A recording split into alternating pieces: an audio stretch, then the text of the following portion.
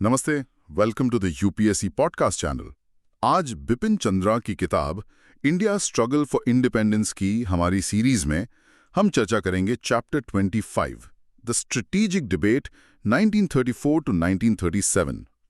तो सीन ये है कि सिविल डिसोबीडियंस मूवमेंट मतलब सविनय अवज्ञा आंदोलन वो विड्रॉ हो चुका है और नेशनल मूवमेंट में ना एकदम जैसे ठहराव आ गया है, जैसे पिक्चर पॉज हो गई हो। हाँ बिल्कुल, एक पॉलिटिकल पैरालिसिस जैसी सिचुएशन कह सकते हैं। हाँ वही, सब लीडर्स, वर्कर्स, आम जनता भी सोच रही हैं यार अब आगे क्या, नेक्स्ट मूव क्या होगा।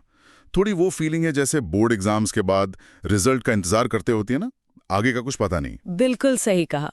और इसी अब आगे क्या वाले सवाल पर नेशनलिस्ट के बीच एक बहुत जोरदार एक स्ट्रेटेजिक बहस शुरू हुई 1934 से 1937 के बीच।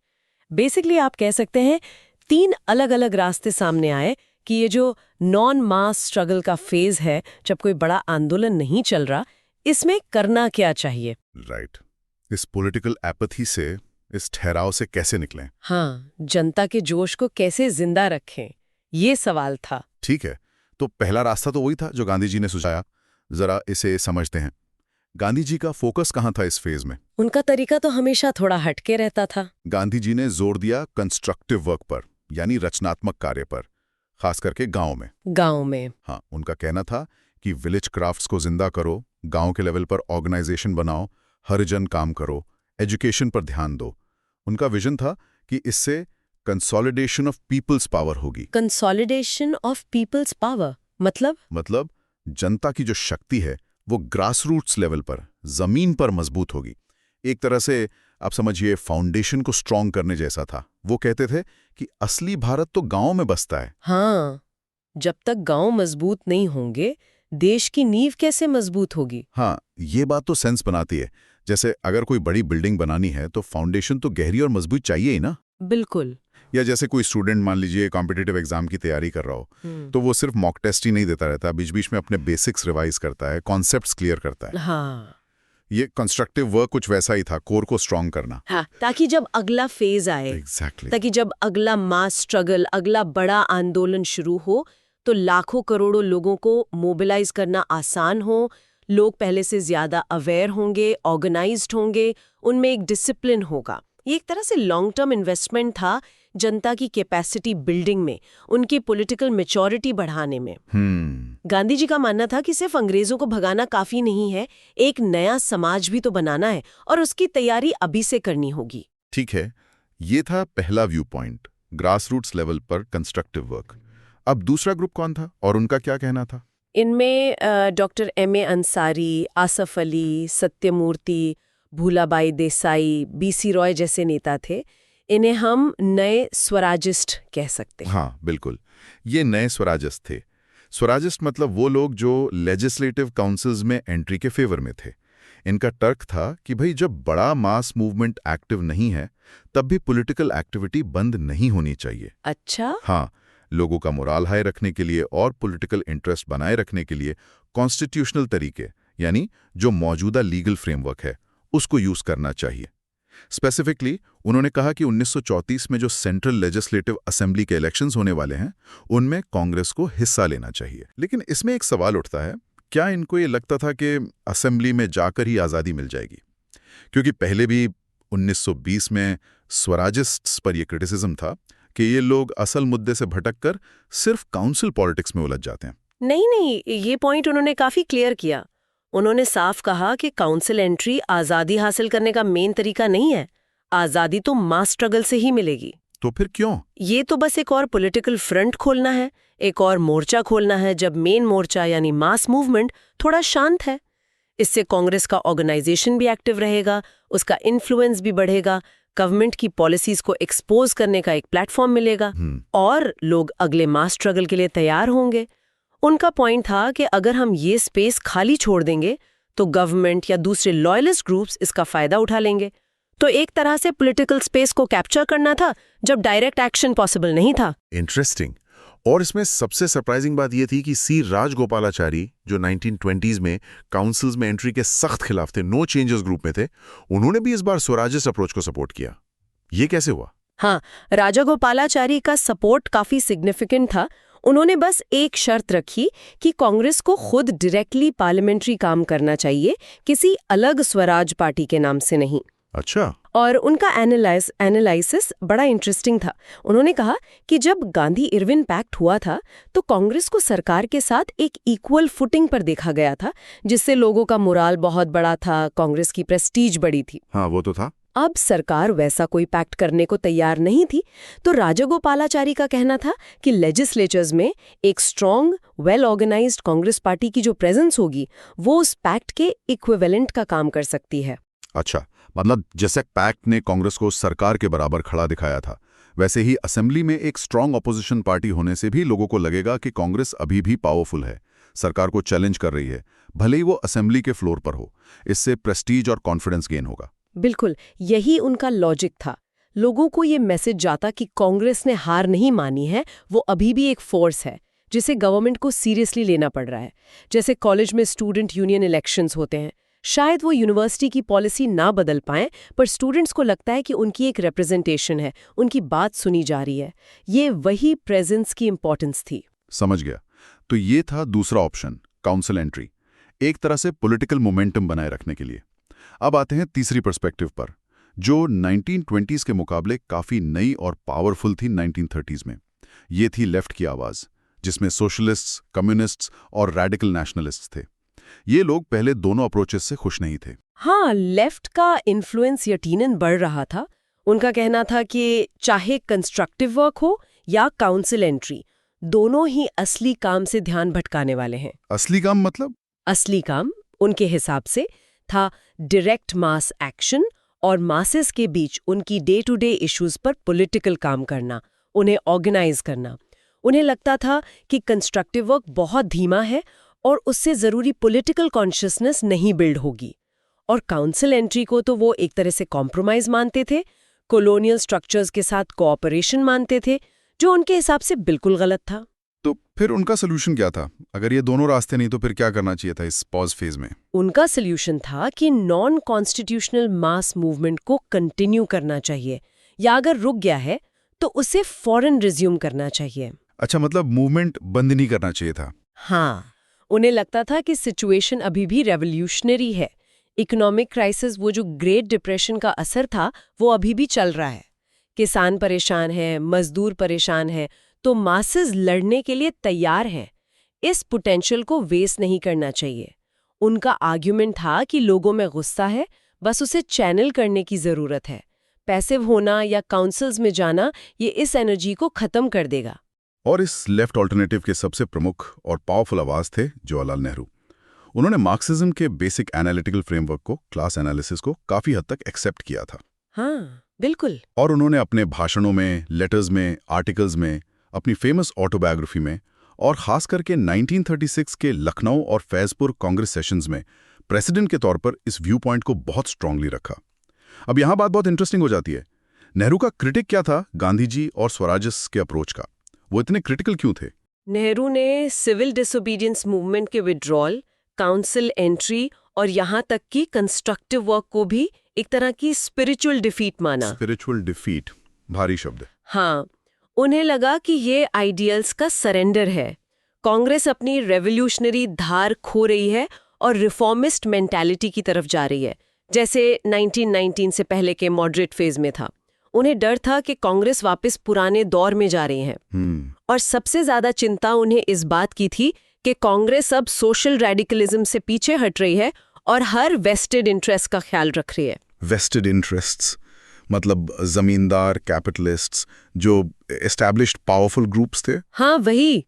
नेहरू ने इस पर बहुत फेमसली कहा भी कि कुछ कांग्रेस लीडर्स लोगों का दिल तोड़ना प्रेफर करते बजाय किसी की जेब पॉकेट को टच करने के, कि pockets were being considered more important then brains और हार्ट्स और बॉडीज और ह्यूमन जस्टिस। ये एक बहुत शार्प क्रिटिक था कांग्रेस लीडरशिप के एक सेक्शन पर। इस दौरान उनका गांधी जी से भी एलिनेशन, एक तरह की दूरी, काफी बढ़ गई थी। अप्रैल 1934 में उन्होंने अपनी जेल डायरी में लिखा, "The parting of the ways seems inevitable. Our objectives are different, our ideals are different, our spiritual outlook is different, and our methods are likely to be different. ये लाइंस उनकी अंदर की कश्मकश और गांधी जी के साथ बढ़ते हुए डिफरेंसेस को दिखाती हैं। वाओ, ये तो काफी स्ट्रॉन्ग वर्ड्स हैं। तो फिर नेहरू के हिसाब से सही रास्ता क्या था? अगर ये सब गलत था तो कांग्रेस को करना क्या चाहिए था? नेहरू ने कहा कि सबसे पहले तो सोसाइटी के क्लास बेसिस को समझना जरूरी है। क्लास स्ट्रगल के रोल को एक्सेप्ट करना होगा। सिर्फ ब्रिटिश राज मुर्दाबाद कहना काफी नहीं है। जरूरी है कि पेजेंट्स और वर्कर्स की जो day to day class based economic demands हैं, लगान कम करो, वेजेस बढ़ाओ, कर्ज माफ करो वगैरह, उनको नेशनल मूवमेंट का हिस्सा बनाया जाए। उन्हें उनके अपने क्लास ऑर्गेनाइजेशंस, किसान सभाओं और ट्रेड यूनियंस में ऑर्गेनाइज किया जाए। और सिर्फ ऑर्गेनाइज ही नहीं, सिर्फ ऑर्गेनाइज ही नहीं, बल्कि इन ऑर्गेनाइजेशंस को कांग्रेस से एफिलिएट करने दिया जाए ताकि वो कांग्रेस की पॉलिसीज और एक्टिविटीज को इन्फ्लुएंस कर सकें। आम किसान, आम मजदूर कांग्रेस से सीधे जुड़ सकें। ये फैसिनेटिंग है। नेहरू का कहना था कि कोई भी जेन्युइन एंटी इंपीरियलिस्ट स्ट्रगल तब तक पूरा नहीं हो सकता जब तक उसमें मासेस का क्लास स्ट्रगल शामिल ना हो। यानी आजादी की लड़ाई और सामाजिक आर्थिक न्याय की लड़ाई को अलग नहीं किया जा सकता, दोनों को एक साथ चलाना होगा। ये तो कांग्रेस की पूरी स्ट्रैटेजी को चैलेंज कर रहा था। बिल्कुल। और ये सिर्फ प्रैक्टिकल ऑर्गेनाइजिंग की बात नहीं थी, ये आइडियोलॉजी के लेवल पर भी एक चैलेंज था। नेहरू ने बार बार कहा कि जो मौजूदा नेशनलिस्ट आइडियोलॉजी है वो अब काफी नहीं है, सिर्फ देशभक्ति की भावना काफी नहीं। तो फिर क्या चाहिए? एक नई साइंटिफिक, सोशलिस्ट या मार्क्सिस्ट आइडियोलॉजी की ज़रूरत है ताकि लोग अपनी सोशल कंडीशंस को समझ सकें। वो समझ सकें कि उनकी गरीबी, उनका एक्सप्लॉयटेशन सिर्फ अंग्रेजी हुकूमत की वजह से नहीं, बल्कि उसके पीछे जो इकोनॉमिक स्ट्रक्चर है, कैपिटलिज्म, फ्यूडलिज्म, उसकी वजह से भी है। उनकी ऑटोबायोग्राफी 1935 के कई चैप्टर्स, भले उनका टोन फ्रेंडली था, असल में गांधी जी के अप्रोच के खिलाफ एक आइडियोलॉजिकल बहस, एक पोलेमिक ही थे। वो गांधी जी के ट्रस्टीशिप जैसे आइडियाज पर सवाल उठा रहे थे। तो ये क्लियर है कि ये सिर्फ टैक्टिक्स का डिफरेंस नहीं था कि काउंसिल जाएं या ना जाएं या कंस्ट्रक्टिव वर्क करें या नहीं। ये पूरी स्ट्रैटेजी, पूरी रणनीति पर ही डिसएग्रीमेंट था। इसको थोड़ा और डिटेल में समझते हैं। गांधी जी की स्ट्रैटेजी क्या थी, जिसे एसटीएस प्राइम कहा जाता है, और नेहरू उसे क्यों चैलेंज कर रहे थे? हाँ, ये कोर डिफरेंस था। गांधीयन स्ट्रैटेजी को हम शॉर्ट में एसटीएस प्राइम, एसटीएस कह सकते हैं। Struggle, truce, struggle. STS prime. हाँ, इसका मतलब है पहले एक जोरदार एक्स्ट्रा लीगल मास मूवमेंट, ये है स्ट्रगल फेज, जैसे नॉन कोऑपरेशन या सिविल डिसोबीडियंस, जिसमें कानून तोड़ा जाता है, जेल भरो आंदोलन होता है। ठीक। फिर एक फेज आता है जब डायरेक्ट कॉन्फ्रंटेशन, सीधी टक्कर, विड्रॉ कर ली जाती है। यह है ट्रूस यानी समझौता या विराम का फेज।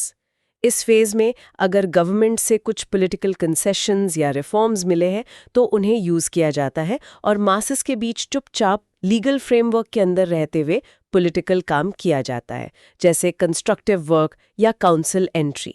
ये एक तरह से रीग्रुपिंग और कंसोलिडेशन का टाइम है। फिर जब ऑर्गेनाइजेशन मजबूत हो जाती है, लोग तैयार हो जाते हैं, तो अगला mass movement, struggle phase launch किया जाता है, जो पहले से ज्यादा पावरफुल होता है। समझ गया। जैसे हम एग्जाम के लिए पढ़ाई करते हैं, स्ट्रगल, फिर एग्जाम देते हैं और थोड़ा ब्रेक लेते हैं, रिजल्ट का वेट करते हैं, अपनी गलतियों से सीखते हैं, ट्रूस, और फिर अगले सेमेस्टर की पढ़ाई शुरू करते हैं, उम्मीद है पहले से बेहतर तैयारी के साथ, स्ट्रगल। हर साइकिल के बाद आप थोड़े आगे बढ़ते हो। एग्जैक्टली ये प्रोसेस एक अपवर्ड स्पाइरल की तरह देखा गया। हर साइकिल के साथ मूवमेंट और स्ट्रॉन्ग होता जाता है। इसमें ये अंडरलाइंग अजम्पशन भी है कि आज़ादी स्टेजेस में मिलेगी, धीरे धीरे पावर ट्रांसफर होगी और एंड में कॉलोनियल रिजीम खुद पावर हैंडओवर करेगा जब उसे रियलाइज होगा कि अब रूल करना इम्पॉसिबल है। अच्छा। इस स्ट्रैटेजी में दोनों फेज, स्ट्रगल और ट्रूस, इंपॉर्टेंट थे। Struggle phase directly colonial power को चैलेंज करता था, उसकी मॉरल अथॉरिटी को तोड़ता था, और ट्रूस फेज में कैडर्स को ट्रेन करना, ऑर्गेनाइजेशन को मजबूत करना, लोगों की लड़ने की कैपेसिटी बिल्ड करना और कॉलोनियल रूल की आइडियोलॉजिकल नींव को कि ब्रिटिश रूल फायदेमंद है और उसे हराया नहीं जा सकता, कमजोर करना शामिल था। ओके, ये एसटीएस प्राइम स्ट्रैटेजी क्लियर हो गई। अब आते हैं नेहरू के व्यू पॉइंट पर। वो इस एसटीएस प्राइम स्ट्रैटेजी से एग्री नहीं करते थे। उनका क्या कहना था? वो इस gradual stage by stage approach को क्यों रिजेक्ट कर रहे थे? क्या है, भले ही पहले कभी एसटीएस प्राइम रेलेवेंट रहा हो, जहां इंपीरियलिज्म के साथ अब कोई कॉम्प्रोमाइज नहीं हो सकता। अब सिर्फ परमानेंट कन्फ्रंटेशन और कॉन्फ्लिक्ट ही रास्ता है जब तक इंपीरियलिज्म को उखाड़ न फेंका जाए। Permanent confrontation. हाँ, उन्होंने माना कि स्ट्रगल में उतार चढ़ाव आएंगे, सेटबैक्स होंगे, लेकिन इसका मतलब ये नहीं कि बीच में कोई पैसिव फेज आए या कॉम्प्रोमाइज किया जाए या कॉलोनियल फ्रेमवर्क के साथ किसी भी तरह का कॉपरेशन किया जाए, जैसे काउंसिल एंट्री। इंपीरियलिज्म के साथ परमानेंट हॉस्टिलिटी और नॉन कोऑपरेशन मेंटेन करना है। ट्रूथ फेस को वो एक तरह से मोमेंटम का लॉस, एक तरह से पीछे हटना मानते थे। मतलब नो ब्रेक्स नो ट्रूस, लगातार प्रेशर बनाए रखना है। जैसे किसी बॉक्सिंग मैच में आप लगातार अटैक करते रहते हो, ओपोनेंट को सांस लेने का मौका नहीं देते। कुछ वैसा ही समझ लीजिए। उनके हिसाब से कांग्रेस को हमेशा एक aggressive direct action policy follow करनी चाहिए। अगर मास मूवमेंट थोड़ा धीमा भी पड़ गया हो तो भी उसे किसी न किसी रूप में जारी रखना चाहिए, भले ही सिंबॉलिक लेवल पर। अच्छा, बीच में कोई कॉन्स्टिट्यूशनल फेज जैसे काउंसिल एंट्री नहीं आना चाहिए, जिसमें मौजूदा फ्रेमवर्क के अंदर काम किया जाए, और न ही पॉलिटिकल और इकोनॉमिक क्लास इश्यूज से हटकर कंस्ट्रक्टिव प्रोग्राम की तरफ डाइवर्जन होना चाहिए। नेहरू ने कहा कि हर मास मूवमेंट एक स्टेज पर पहुंचता है जब वो मौजूदा ऑर्डर के लिए एक बड़ा खतरा बन जाता है। तब स्ट्रगल परपेचुअल यानी निरंतर हो जाता है और सिर्फ अनकॉन्स्टिट्यूशनल और इलीगल तरीकों से ही आगे बढ़ सकता है। ये स्टेज तब आता है जब मासेस पॉलिटिक्स में एक्टिवली शामिल हो जाते हैं। फिर कॉम्प्रोमाइज या बीच का कोई रास्ता नहीं बचता। और नेहरू के हिसाब से इंडिया इस स्टेज पर कब पहुंच गया था? वो टर्निंग पॉइंट क्या था जिसके बाद सिर्फ परमानेंट स्ट्रगल ही ऑप्शन था? उनके मुताबिक ये स्टेज 1929 के लाहौर कांग्रेस में पूर्ण स्वराज कंप्लीट इंडिपेंडेंस का रेजोल्यूशन पास करने के साथ आ गया था। लाहौर कांग्रेस 1929। हाँ, जब आपने कंप्लीट इंडिपेंडेंस डिक्लेयर कर दी तो फिर बीच में कॉम्प्रोमाइज या ट्रूस का क्या मतलब? इसीलिए उन्होंने सीडीएम विड्रॉल का इतना स्ट्रांगली विरोध किया था। उन्होंने वार्न किया कि इस विड्रॉल से अल्टीमेटली इंपीरियलिज्म के साथ किसी न किसी तरह का कॉम्प्रोमाइज होगा जो कॉज के साथ बिट्रेयल होगा। उनके लिए ये प्रिंसिपल्स का सवाल था। पूर्ण स्वराज डिक्लेयर करने के बाद आप पीछे नहीं हट सकते। तो उनका कॉल था कंटिन्यूअस एक्शन के लिए बिना रुके। बिल्कुल, इसीलिए उन्होंने कहा there is only one way, the way of struggle, without compromise, without retreat, without doubt. उन्होंने फ्रीडम को स्टेजेस में बिट बाय बिट 2 आने 4 आने में जीतने के गांधी जी के नोशन को भी अटैक किया। नेहरू ने कहा real power is not one by stages. Real power is not one by stages. असली पावर धीरे धीरे नहीं मिलती। द सिटाडेल यानी स्टेट पावर का गढ़, उस पे कब्जा करना होगा। हाँ, नॉन वायलेंट मास स्ट्रगल के जरिए, लेकिन उसे सीज करना होगा। वो प्लेट में रखकर नहीं मिलेगी। तो एसटीएस प्राइम के मुकाबले उन्होंने एसवी, वी फॉर विक्ट्री की स्ट्रैटेजी रखी, यानी जीत तक permanent continuous struggle, no truce, only struggle until final victory. Wow, ये तो बिल्कुल अलग अप्रोच था, फंडामेंटली डिफरेंट। एक तरफ गांधी जी का एसटीएस प्राइम स्ट्रगल, फिर थोड़ा पॉज, कंसोलिडेट करो, फिर स्ट्रगल, स्टेजेस में आजादी की तरफ बढ़ो। दूसरी तरफ नेहरू का एसवी, पूर्ण स्वराज डिक्लेयर कर दिया, अब नॉन स्टॉप स्ट्रगल जब तक पूरी जीत ना मिल जाए, बीच में कोई कॉम्प्रोमाइज नहीं। ये तो विजन का कॉन्फ्लिक्ट था। एग्जैक्टली। ये डिबेट सिर्फ टैक्टिक्स का नहीं था, ये विजन का, स्ट्रेटेजी का, आइडियोलॉजी का भी था। एक तरफ गांधी जी का मॉरल, स्पिरिचुअल, ग्रासरूट्स अप्रोच जो patience, long term capacity building और स्टेजेस में प्रोग्रेस पर फोकस करता था। हाँ। दूसरी तरफ स्वराजिस्ट्स का प्रैग्मेटिक अप्रोच था जो इमीडिएट पॉलिटिकल स्पेस को यूज करके मोमेंटम बनाए रखना चाहता था। राइट। और तीसरी तरफ नेहरू का रैडिकल सोशलिस्ट इंस्पायर्ड अप्रोच था जो कंटिन्यूअस कन्फ्रंटेशन, क्लास स्ट्रगल को साथ लेकर चलने और सिर्फ पॉलिटिकल नहीं बल्कि फंडामेंटल सोशल चेंज की बात कर रहा था। 3 अलग सोच, 3 अलग रास्ते। तो ये थे वो 3 अलग-अलग स्ट्रेटेजिक व्यू पॉइंट्स जो 1934-37 के क्रूशियल दौर में इंडियन नेशनल मूवमेंट में डिस्कस हो रहे थे। गांधी जी का कंस्ट्रक्टिव वर्क, स्वराजिस्ट की काउंसिल एंट्री और नेहरू का सोशलिस्ट आइडियोलॉजी पर बेस्ड कंटिन्यूअस स्ट्रगल।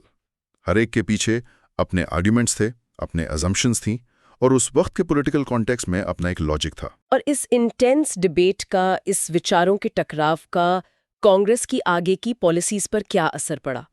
खास करके गवर्नमेंट ऑफ इंडिया एक्ट 1935 के रिस्पॉन्स पर और आने वाले सालों में नेशनल मूवमेंट की डायरेक्शन पर, ये सब आपस में बहुत गहराई से जुड़ा हुआ है। इन्हीं बहसों से कांग्रेस ने अपनी आगे की स्ट्रैटेजी शेप की। ये हम अगले हिस्से में एक्सप्लोर करेंगे। चलिए आगे बढ़ते हैं। ओके, चलिए डिस्कशन को थोड़ा आगे बढ़ाते हैं। पिछली बार हम बात कर रहे थे कि कैसे कांग्रेस के अंदर ना अलग अलग व्यू पॉइंट्स चल रहे थे। हाँ, एक तरफ तो नेहरू और लेफ्टिस्ट थे जो फुल इंडिपेंडेंस और सोशियो इकोनॉमिक चेंज की बात कर रहे थे, बिल्कुल। और दूसरी तरफ वो लोग थे जो काउंसिल एंट्री के जरिए मतलब सिस्टम में घुसकर रिफॉर्म करना चाहते थे। हाँ हाँ, और ये डिफरेंसेस इतने बढ़ गए थे कि मतलब एक डर था कि कांग्रेस टूट ही जाएगी, नेशनलिस्ट्स को डर था और ब्रिटिश को तो पूरी उम्मीद थी। बिल्कुल सही कहा। और ऐसे नाजुक वक्त पर, जैसा हमने पहले भी देखा है, गांधी जी ने इंटरवीन किया। हाँ, उन्होंने सिचुएशन को संभालने की कोशिश की। ये एक बहुत ही क्लासिक गांधी मोमेंट था इंडियन फ्रीडम स्ट्रगल में। उनकी टाइमिंग अक्सर बहुत क्रूशियल होती थी। हाँ, लेकिन गांधी जी का तो अपना क्लियर स्टैंड था कि आजादी तो सिर्फ सत्याग्रह से, मास स्ट्रगल से ही मिलेगी। हाँ हाँ, तो फिर उन्होंने ये काउंसिल एंट्री वालों की बात क्यों मान ली? ये थोड़ा काउंटर इंट्यूटिव नहीं लगता? उनके अपने कोर बिलीव्स के खिलाफ? देखिए, यहीं पर गांधी जी की पॉलिटिकल समझ और प्रैग्मेटिज्म दिखता है। वो आइडियलिस्ट जरूर थे, लेकिन जमीन की हकीकत को भी समझते थे। उन्होंने रियलाइज किया कि कांग्रेस एक बहुत बड़ा अम्ब्रेला ऑर्गेनाइजेशन है। इसमें हर तरह के लोग हैं। सही है। सभी लोग हर वक्त मास सत्याग्रह के लिए तैयार नहीं हो सकते। या तो उनकी कैपेसिटी नहीं है, या सर्कमस्टांसेस अलग हैं। हाँ, या फिर वो कंस्ट्रक्टिव वर्क जैसे चरखा चलाना या हरिजन सेवा, उसमें खुद को पूरी तरह डेडिकेट नहीं कर सकते। तो जब कोई बड़ा मास मूवमेंट एक्टिव नहीं है, ऐसे फेज में क्या करना चाहिए? लोगों को खाली बैठने दें? नहीं, उससे तो मोमेंटम लूज हो जाएगा ना फिर। एग्जैक्टली। सोचिए, जैसे यूनिवर्सिटी में सेमेस्टर के बीच का टाइम होता है, फाइनल एग्जाम्स अभी दूर हैं। प्रोफेसर क्या करते हैं? कुछ असाइनमेंट्स, प्रोजेक्ट्स दे देते हैं। हाँ, ताकि स्टूडेंट्स पढ़ाई से जुड़े रहें, एंगेज्ड रहें, डिसिप्लिन बना रहे।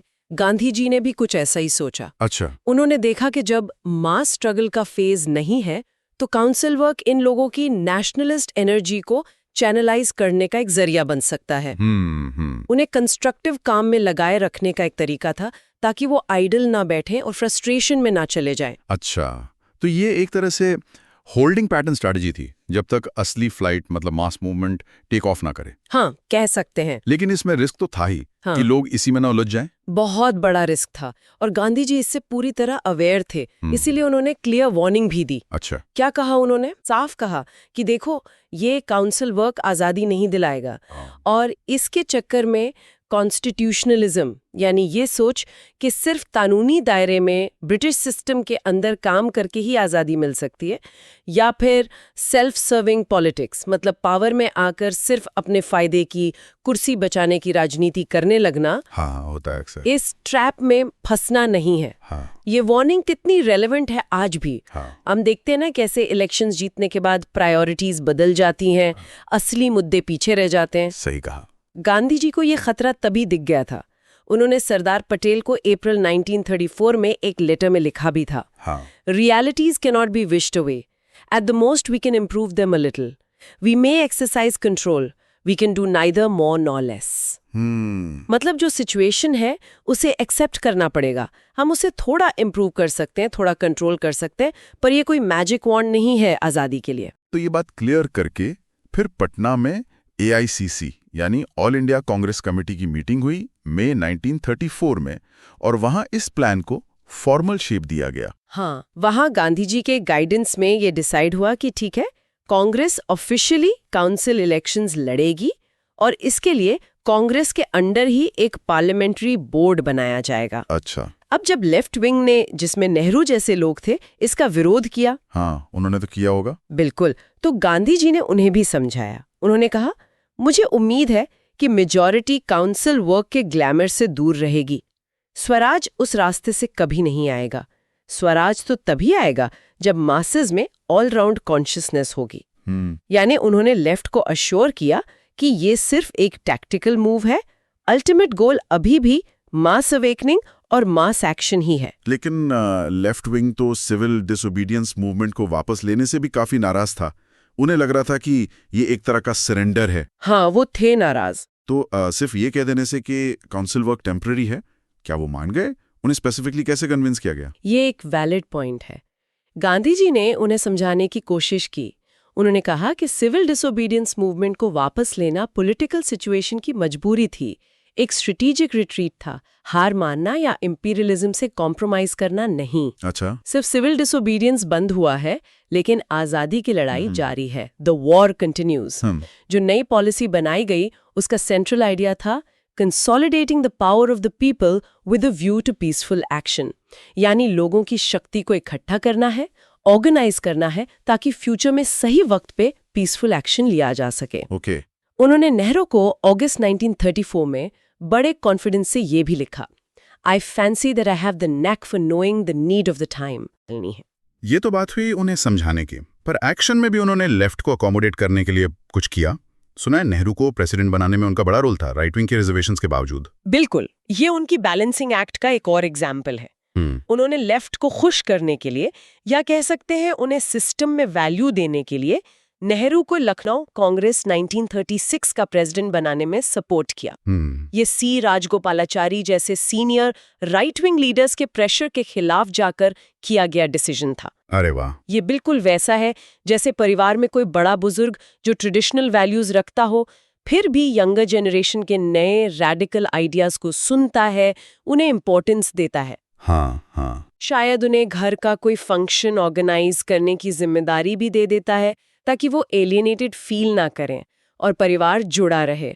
गांधी जी कांग्रेस को ऐसे ही एक परिवार की तरह जोड़ कर रखना चाहते थे। What's fascinating here is this constant effort to maintain unity despite deep ideological differences. लेकिन फिर सबको साथ लाने की इतनी कोशिशों के बीच गांधी जी ने खुद अक्टूबर 1934 में कांग्रेस की प्राइमरी मेंबरशिप से रिजाइन कर दिया। ये तो बहुत बड़ा ट्विस्ट था। हाँ, ये बहुत शॉकिंग था सबके लिए। जब उनकी जरूरत सबसे ज्यादा थी यूनिटी बनाए रखने के लिए, तब वो खुद फॉर्मली अलग हो गए। इसका क्या लॉजिक था? हाँ, ये एक ऐसा कदम था जिसने सबको चौंका दिया। पहली नजर में ये उनके यूनिटी एफर्ट्स के कॉन्ट्रडिक्टिंग लगता है, लेकिन इसके पीछे भी उनकी एक गहरी सोच और स्ट्रेटजी थी। अच्छा। उन्हें लगने लगा था कि वो कांग्रेस के अंदर जो डोमिनेंट ट्रेंड्स आ रहे थे उनसे आउट ऑफ ट्यून हो रहे हैं। एक तरफ एक बड़ा पावरफुल सेक्शन था इंटेलेक्चुअल का, जो पार्लियामेंट्री पॉलिटिक्स को ही आगे का रास्ता मान रहा था, जिससे गांधी जी फंडामेंटली असहमत थे। उन्हें लगता था ये आजादी का रास्ता नहीं बल्कि भटकाव है। और दूसरी तरफ इंटेलेक्चुअल्स का एक सेक्शन उनके कंस्ट्रक्टिव प्रोग्राम्स पर जो अत्यधिक जोर था, जैसे स्पिनिंग व्हील, जिसे वो second lung of the nation कहते थे, हरिजन वर्क, जो उनके मॉरल और रिलीजियस कन्विक्शंस पर बेस था, विलेज इंडस्ट्रीज, इन सब पर उनके फोकस से अलग महसूस कर रहा था। कुछ लोगों को लगता था ये प्रैक्टिकल नहीं है या मॉडर्न जमाने के लिए सफिशिएंट नहीं है। आज भी ये डिबेट चलती है ना कि traditional methods versus modern scientific solutions. ये टेंशन तब भी थी। सही कहा, बिल्कुल। और सोशलिस्ट ग्रुप का क्या रोल था इसमें? उनका इन्फ्लुएंस तो बना था ना? हाँ, सोशलिस्ट ग्रुप जिसके अंदर नेहरू एक प्रोमिनेंट फिगर थे, वो भी काफी इन्फ्लुएंस गेन कर रहा था। कांग्रेस सोशलिस्ट पार्टी सीएसपी भी बन चुकी थी। हाँ। लेकिन गांधी जी के उनके साथ भी फंडामेंटल डिफरेंसेस थे, खासकर इकोनॉमिक स्ट्रक्चर, क्लास स्ट्रगल और रोल ऑफ वायलेंस पर। अब हो ये रहा था कि सोशलिस्ट गांधी जी की टावरिंग पर्सनैलिटी उनके मॉरल अथॉरिटी के वेट से कंस्ट्रेंड महसूस कर रहे थे। अच्छा। उनके लिए गांधी जी के रहते हुए अपने रेडिकल आइडियाज को ओपनली पुश करना, कांग्रेस को उस दिशा में ले जाना मुश्किल हो रहा था। गांधी जी ने ये बात खुद समझी। उन्होंने कहा कि वो अपने मॉरल प्रेशर्स से उनके सोशलिस्ट्स के आइडियाज को नेचुरली ग्रो करने से रोकना नहीं चाहते। उन्हें लगा कि इतने फंडामेंटल डिफरेंसेस के होते हुए भी कांग्रेस को डोमिनेट करना, अपनी ही बात मनवाना एक तरह की हिंसा है, स्पीशीज ऑफ वायलेंस, जिससे उन्हें बचना चाहिए। इसलिए उन्होंने फॉर्मली रिजाइन किया ताकि वो कांग्रेस को सोच, शब्द और काम से बेहतर सर्व कर सकें, कांग्रेस के बाहर रहकर। मतलब वो फॉर्मली हट गए ताकि अलग अलग आइडियोलॉजीज को, अलग लीडर्स को फ्रीली ग्रो करने का स्पेस मिले, बिना उनके डायरेक्ट शैडो के। ये तो काफी सेल्फलेस अप्रोच लगता है। हाँ, कुछ हद तक। जैसे किसी स्टार्टअप का विजनरी फाउंडर स्टेप डाउन कर जाए ताकि प्रोफेशनल सीईओ कंपनी को स्केल कर सके, भले ही फाउंडर बोर्ड में गाइडिंग फोर्स बना रहे। तो क्या इससे उनका इन्फ्लुएंस खत्म हो गया? बिल्कुल नहीं। फॉर्मल मेंबरशिप से हटने के बावजूद गांधी जी कांग्रेस के लिए सुप्रीम गाइड और फिलॉसफर बने रहे। उनका मॉरल अथॉरिटी इंटैक्ट था। अच्छा, लेकिन इस मूव से उन्होंने कांग्रेस के अंदर एक पोटेंशियल डिस्ट्रक्टिव कॉन्फ्लिक्ट को अवॉइड किया और एक तरह से सभी फैक्शंस को, राइट लेफ्ट सेंट्रिस्ट्स को एक साथ काम करते रहने का मौका दिया, भले ही उनके रास्ते अलग थे। तो गांधी जी के रेजिग्नेशन के बाद नेहरू और सोशलिस्ट्स का क्या रिएक्शन हुआ? क्या वो अलग हो गए, अपनी अलग पार्टी बना ली, जैसा शायद ब्रिटिश उम्मीद कर रहे थे? नहीं, और ये नेहरू और सोशलिस्ट्स की पॉलिटिकल मैच्योरिटी और देशभक्ति का सबूत है। उनकी प्रायोरिटी लिस्ट एकदम क्लियर थी। नंबर 1 प्रायोरिटी थी ब्रिटिश इंपीरियलिज्म को उखाड़ फेंकना। हाँ, सोशलिज्म की लड़ाई उसके बाद आएगी।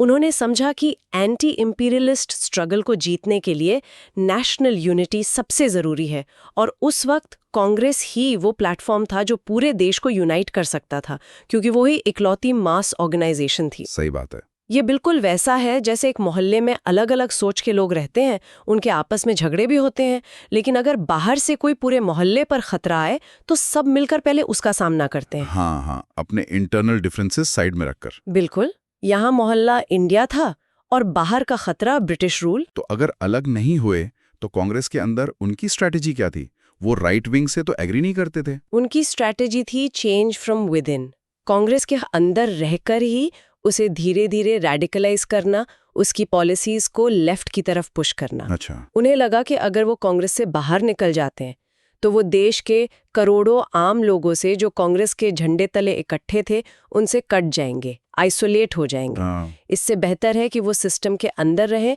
और वहां से बदलाव लाने की कोशिश करें। नेहरू ने इस बारे में लिखा भी था, मैं कांग्रेस से बाहर क्यों जाऊं, मैदान सोशल रिएक्शनरीज के लिए खाली छोड़कर हमें वहीं रहकर पेस फोर्स करना चाहिए, या तो दूसरों को कन्वर्ट करके या उन्हें जाने पर मजबूर करके। ये तो वही डिबेट है जो आज भी चलती है, सिस्टम के अंदर से रिफॉर्म या बाहर से रेवोल्यूशन। एग्जैक्टली। और इस स्ट्रैटेजी पर राइट विंग का क्या रिएक्शन था? क्या उन्होंने लेफ्ट को निकालने की कोशिश की, उन्हें साइडलाइन करने की कोशिश की? नहीं, कमाल की बात यह है कि उस दौर में राइट विंग ने भी काफी अकोमोडेशन दिखाया। उन्होंने भी नेशनल यूनिटी को प्रायोरिटी दी। अच्छा, सी राजगोपालाचारी, जो राइट विंग के सबसे प्रोमिनेंट लीडर्स में से एक थे, उन्होंने लिखा, ब्रिटिश शायद कांग्रेसमैन के बीच झगड़े की उम्मीद कर रहे हैं सोशलिज्म पर, लेकिन हम उन्हें डिसअपॉइंट करेंगे। वाह, मतलब हम आपस में लड़कर ब्रिटिश को मौका नहीं देंगे। तो दोनों तरफ से एक सरप्राइजिंग लेवल की पॉलिटिकल मैच्योरिटी और अंडरस्टैंडिंग थी कि कॉमन एनिमी के खिलाफ यूनाइटेड रहना है। तो ये सब internal adjustments, ideological debates, strategic moves चल रहे थे, और इसी बैकड्रॉप में नवंबर 1934 में सेंट्रल लेजिस्लेटिव असेंबली के इलेक्शंस हुए। हाँ, इसी कॉम्प्लेक्स बैकग्राउंड में इलेक्शंस हुए और रिजल्ट्स ने ब्रिटिश को काफी हद तक शॉक कर दिया। सच में क्या हुआ? इंडियंस के लिए जो 75 इलेक्टेड सीट्स थीं, उनमें से कांग्रेस ने अकेले 45 जीत लीं। वाओ, 45 आउट ऑफ 75, ये तो जबरदस्त परफॉर्मेंस है। हाँ, मतलब इतने इंटरनल डिफरेंसेस, गांधी जी का फॉर्मल रेजिग्नेशन, लेफ्ट राइट की खींचातानी, इसके बावजूद कांग्रेस ने इलेक्टोरल फ्रंट पर इतना सॉलिड शो किया है। इससे क्या पता चलता है? इससे कई चीजें पता चलती हैं। पहला कि ग्राउंड लेवल पर आम लोगों के बीच कांग्रेस की पकड़ अभी भी बहुत मजबूत थी। उनके लिए कांग्रेस का मतलब था एंटी इंपीरियलिस्ट स्ट्रगल का मेन व्हीकल। सही है। दूसरा कि इंटरनल डिबेट्स चाहे कितने भी तीखे हों, जब कॉमन एनिमी का सामना करने की बात आई तो कांग्रेस एक यूनाइटेड फोर्स की तरह परफॉर्म कर सकती थी। और तीसरा, इसने ब्रिटिश को भी एक क्लियर मैसेज दिया कि कांग्रेस को लाइटली नहीं लिया जा सकता। वाइसरॉय वेलिंगटन इस रिजल्ट से बहुत चिंतित और नाखुश थे। अच्छा, उनका इस पर कमेंट था, singularly unfortunate, a great triumph for little Gandhi. Little Gandhi. हाँ, उनके इस कमेंट से साफ है कि ब्रिटिशर्स इस रिजल्ट से कितने परेशान थे और वो गांधी जी के इन्फ्लुएंस को कितना बड़ा मानते थे, भले ही वो टेक्निकली कांग्रेस मेंबर नहीं थे। कांग्रेस की ये अनएक्सपेक्टेड जीत ने ब्रिटिश को शायद और भी कन्विंस कर दिया कि उन्हें अपनी स्ट्रैटेजी बदलनी होगी, कि सिर्फ रिप्रेशन से काम नहीं चलेगा। बिल्कुल। और शायद इसी बदलती सोच का नतीजा था government of India act 1935। Exactly, आपने बिल्कुल सही कनेक्ट किया। 1934 के इलेक्शन रिजल्ट्स ने ब्रिटिश को ये एहसास दिलाया कि मास मूवमेंट को मिलिट्री फोर्स से सप्रेस करना, जैसा उन्होंने 1932-33 में किया था, एक टेम्पररी सोल्यूशन ही था। नेशनलिस्ट सेंटिमेंट जिंदा था और कभी भी फिर से उबल सकता था। उन्हें एक लॉन्ग टर्म स्ट्रैटेजी चाहिए थी कांग्रेस को कंटेन करने के लिए। तो उन्होंने अपनी अप्रोच बदली। क्या थी वो नई अप्रोच? उनका नया प्लान था कांग्रेस को परमानेंटली कमजोर करना। कैसे? उसे अंदर से तोड़कर, उसके एक बड़े हिस्से को कॉलोनियल कॉन्स्टिट्यूशनल स्ट्रक्चर में एब्जॉर्ब करके, कोऑप्ट करके। कोऑप्ट मतलब पहले डंडा चलाओ, रिप्रेशन, फिर गाजर दिखाओ, रिफॉर्म्स, और साथ ही साथ फूट डालो, डिवाइड एंड रूल। ये उनकी क्लासिक 3-pronged स्ट्रैटेजी थी: रिप्रेशन, कंसीलिएशन, सप्रेशन। अच्छा, डंडा, गाजर और फूट। और इसी स्ट्रैटेजी का मेन इंस्ट्रूमेंट था गवर्नमेंट ऑफ इंडिया एक्ट 1935, जो अगस्त 1935 में ब्रिटिश पार्लियामेंट ने पास किया। हाँ, ये एक्ट उसी मास्टर प्लान का कॉन्क्रीट शेप था। इसके फीचर्स क्या थे जिससे ये स्ट्रैटेजी इंप्लीमेंट हो सके? जरा विस्तार से बताइए। हाँ, इसके की फीचर्स को समझना जरूरी है, तभी ब्रिटिश गेम प्लान समझ आएगा। पहला फीचर था ऑल इंडिया फेडरेशन। फेडरेशन? हाँ, कहा गया कि एक फेडरेशन बनेगा जिसमें ब्रिटिश इंडियन प्रोविंसेस और प्रिंसली स्टेट्स दोनों शामिल होंगे। लेकिन इसमें एक बड़ा कैच था। क्या? प्रिंसली स्टेट्स के रिप्रेजेंटेटिव्स को वहां के राजा महाराजा नॉमिनेट करेंगे, जनता नहीं चुनेगी। ओह, ये क्यों? ताकि ये नॉमिनेटेड मेंबर्स, जो ऑब्वियसली राजाओं और ब्रिटिश के लॉयल होंगे, वो सेंट्रल लेजिस्लेचर में नेशनलिस्ट्स को काउंटर बैलेंस कर सकें, उनके खिलाफ वोट करें। मतलब स्ट्रक्चर ही ऐसा बनाया कि नेशनलिस्ट हमेशा माइनॉरिटी में रहें सेंटर में। चालाकी। और क्या था? दूसरा, लिमिटेड फ्रैंचाइज। वोट देने का अधिकार सिर्फ बहुत कम लोगों को दिया गया, लगभग 1/6 एडल्ट्स को ही। प्रॉपर्टी और एजुकेशन की कंडीशंस लगा दी गईं। सिर्फ 1/6? हाँ, आज हम यूनिवर्सल अडल्ट फ्रैंचाइज के आदी हैं, जहां हर अडल्ट को वोट का हक है। उस कॉन्टेक्स्ट में सोचो तो ये कितना अनडेमोक्रेटिक था। बिल्कुल, इससे आम जनता तो बाहर ही हो गई पावर स्ट्रक्चर से। हाँ, किसान, मजदूर, ये सब। तीसरा, वाइसरॉय का सुप्रीम कंट्रोल। डिफेंस और फॉरेन अफेयर्स जैसे क्रूशल सब्जेक्ट्स तो पूरी तरह फेडरल लेजिस्लेचर के कंट्रोल से बाहर रखे गए, वो सीधे वाइसरॉय के अंडर थे। और बाकी सब्जेक्ट्स पर भी वाइसरॉय को स्पेशल रिस्पॉन्सिबिलिटीज के नाम पर एक्सटेंसिव पावर्स दी गईं। वो किसी भी कानून को वीटो कर सकता था, ऑर्डिनेंसेस इशू कर सकता था। बेसिकली सुप्रीम पावर वाइसरॉय के ही हाथ में थी। अच्छा, और चौथा? आपने कहा था चौथा सबसे डिसेप्टिव था। हाँ, चौथा था प्रोविंशियल ऑटोनॉमी। कहा गया कि प्रोविंसेस में फुल ऑटोनॉमी होगी, चुने हुए इंडियन मिनिस्टर्स डिपार्टमेंट्स चलाएंगे। सुनने में बहुत अच्छा लगता था। हाँ, ये तो अच्छा लग रहा है। लेकिन यहाँ भी असली पावर गवर्नर्स के पास थी, जिन्हें ब्रिटिश गवर्नमेंट अपॉइंट करती थी। गवर्नर्स के पास स्पेशल पावर्स थे, माइनॉरिटीज, सिविल सर्वेंट्स के rights, law and order, British business interests को प्रोटेक्ट करने के लिए। वो किसी भी बिल को रोक सकते थे, मिनिस्टर की सलाह को रिजेक्ट कर सकते थे, और जरूरत पड़ने पर पूरी प्रोविंशियल एडमिनिस्ट्रेशन को अपने हाथ में ले सकते थे। अरे, ये तो वैसा हुआ जैसे पापा ने बच्चे को नई साइकिल तो दिला दी, पर हैंडल और ब्रेक अपने पास रख लिए। बिल्कुल सही पकड़ा आपने। जब चाहे रोक दो, जब चाहे मोड़ दो। मतलब ये तो ऑटोनॉमी का सिर्फ एक इल्यूजन था। असली पावर तो लंदन और दिल्ली में ही बैठी थी। नाम का प्रोविंशियल सेल्फ रूल, काम का ब्रिटिश कंट्रोल। एग्जैक्टली। पॉलिटिकल और इकोनॉमिक पावर फंडामेंटली ब्रिटिश के हाथ में ही रही। कॉलोनियल स्ट्रक्चर इंटैक्ट रहा, बस उस पर एक रिस्पॉन्सिबल गवर्नमेंट का मुखौटा लगा दिया गया था।